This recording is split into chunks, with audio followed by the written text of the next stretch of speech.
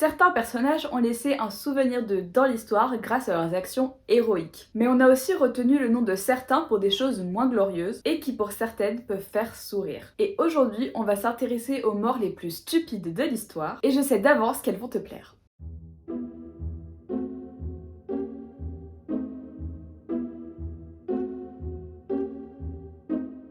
Bon, on commence avec Charles VIII et le classique linteau tueur. Le linteau, c'est la partie sous laquelle on passe lorsqu'on passe sous une porte. Mais alors comment Charles VIII s'est-il tué avec un linteau? Alors qu'il voulait assister à une partie de jeu de paume, un peu l'ancêtre du tennis, avec sa femme Anne de Bretagne, Charles VIII passe par les latrines, ou les toilettes si tu préfères, du personnel, et se cogne contre un linteau de plein fouet. Tu pourrais alors penser que le roi Charles VIII était très grand. Eh bien figure-toi que pas du tout. Il mesurait 1,50 m. Cela rend sa mort encore plus ridicule et le malheureux décédera quelques heures plus tard à cause du traumatisme crânien causé par le choc. Mais est-ce que tu savais qu'en termes de mal de tête, Charles VIII n'était pas le premier, et ça, peu le savent. En 882, le roi Louis III de Francie est le premier roi à se tuer en se cognant à un linteau. L'arrière-arrière-petit-fils de Charlemagne est mort à 18 ans. Comment? Eh bien ce dernier était à cheval et poursuivait une jeune femme qui refusait ses avances. Comme quoi le consentement vaut mieux s'y tenir au risque de perdre sa vie. D'ailleurs, ça me fait penser, en parlant de cheval, à la mort de Philippe de France, le fils du roi Louis VI.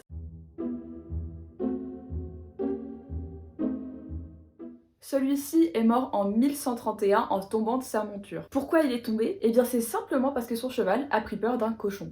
Voilà, on a connu plus glorieux comme mort. Est-ce que tu as déjà eu peur de mourir après avoir trop mangé? Parce que c'est ce qui est arrivé au roi Adolphe Frédéric de Suède. Le 12 février 1771, le roi déguste un festin aux proportions exceptionnelles. D'abord, il mange du caviar, de la soupe aux choux, du hareng et d'autres poissons, du homard, de la choucroute, et aussi il boit beaucoup de champagne. C'est déjà beaucoup, mais c'est pas tout. Bah oui, il faut bien un dessert après chaque repas. Alors le roi a mangé du semla, une sorte de brioche fourrée à la crème et aux amandes servie dans du lait chaud. Le souci, c'est qu'il va se resservir. Non pas une fois, non pas deux fois, non pas trois fois, mais il a pris 14 fois du semla. Ce repas gargantuesque lui a alors causé une indigestion et la mort. Mais ce cher monsieur n'est pas le premier à mourir à cause de la nourriture.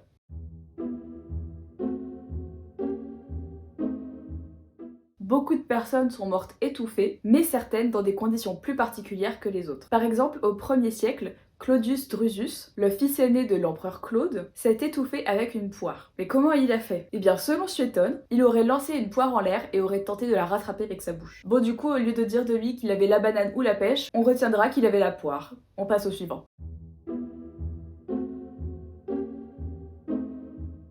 Petite anecdote toujours en rapport avec la nourriture, le duc de Clarence, Georges, était condamné à mort et il aurait choisi tout simplement d'être exécuté par noyade dans une barrique de vin de Malvoisie. Normal quoi.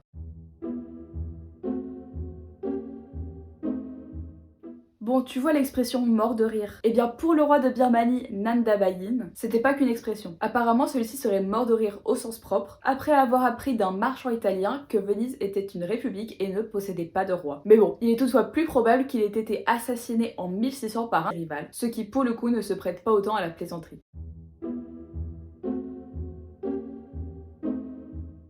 Je suis sûre aussi que tu as déjà entendu parler de l'épidémie de danse. Si ça peut faire sourire, il y a pourtant bel et bien eu une épidémie de danse à Strasbourg en 1518. Pendant cette période, 400 personnes ont dansé sans se reposer pendant plus d'un mois. Certaines d'entre elles sont mortes de crise cardiaque, d'accidents vasculaires cérébraux ou bien d'épuisement. Et comment c'était possible une épidémie de danse? Eh bien, selon les médecins de l'époque, c'était dû à un excès de chaleur dans le sang. Mais bon, aujourd'hui on a plusieurs autres scénarios. On pense notamment à de l'ergotisme, c'est-à-dire du seigle contaminé par une mycotoxine, mais on pense aussi à un culte hérétique, une hystérie collective, ou bien à des personnes faibles psychologiquement en pleine possession démoniaque. C'est-à-dire que ces derniers auraient cru à un châtiment divin, notamment celui qui pouvait être infligé par Saint Guy, qui lui pouvait punir ou guérir des malades par la danse. D'ailleurs, cette épidémie de danse n'est pas la seule.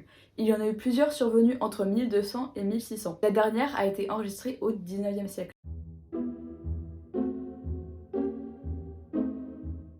Apparemment, trop de poils tue le poil. Alors attention, je ne suis pas en train de te dire que je suis pour ou contre les poils, mais c'est surtout que pour cette anecdote, c'est important. En 1567, Hans Steininger, maire de Brno en Autriche, se brise le cou en marchant sur sa barbe. Parce que ce monsieur, il avait une barbe qui mesurait environ 1,40 m. Sauf que ce jour-là, il n'avait pas enroulé sa barbe dans son étui en cuir. Comme quoi, un oubli et...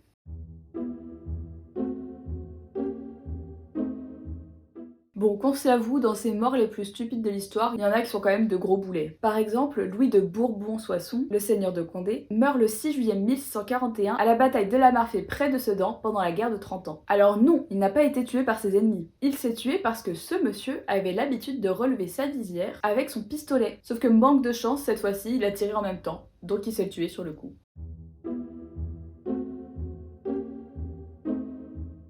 Enfin, j'aimerais terminer cette vidéo des morts les plus stupides en parlant d'une mort légendaire dans l'histoire de France. Est-ce que tu as déjà entendu parler de la mort de Félix Faure? Tiens.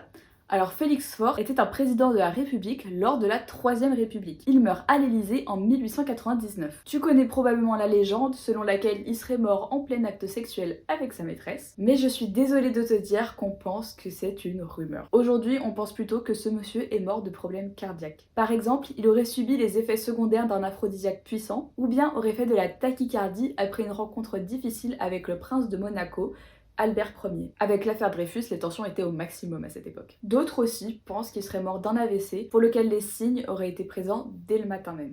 J'espère que cette vidéo sur les morts les plus stupides de l'histoire t'a plu et que tu les ressortiras à tout ton entourage. Si tu as aimé cette vidéo, tu peux évidemment t'abonner, mettre la cloche pour recevoir les notifications de sortie des vidéos tous les dimanches à 10 h, mais tu peux aussi aimer la vidéo et la commenter, et ça me fait chaud au cœur. En attendant la prochaine vidéo, tu peux me retrouver sur TikTok et Instagram, et en attendant, je te dis à la prochaine pour plus d'histoires et de patrimoine.